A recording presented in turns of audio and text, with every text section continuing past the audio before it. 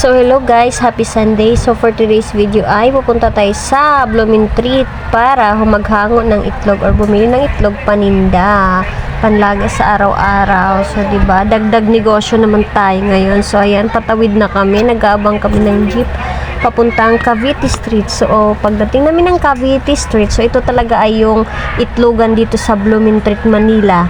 So ayan, yung Blooming Treat Cavite Street.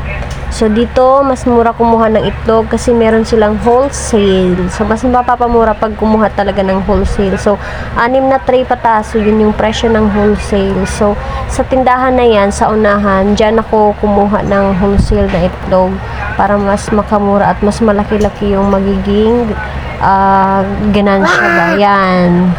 So pagkatapos niyan ay pupunta kami sa Glimart kung saan bibili naman kami ng grocery. So ayan, sa unahan na yun yung Glimart.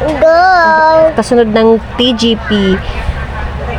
So pagkatapos na pumasok na kami sa loob at pagpasok namin sa loob ay nakakita kami ng ice cream. So sakto talaga to sa mainit na panahon. So ayan, may mga ano pa dyan, mga candy na pwede rin itinda. So, kumuha ko dyan ng isa, paninda. So, ayan na yung mga napamili kong paninda at yung mga pambaon ni Ken sa school. Pagkatapos ay humigop na ako ng nilagang pata. Ang sarap!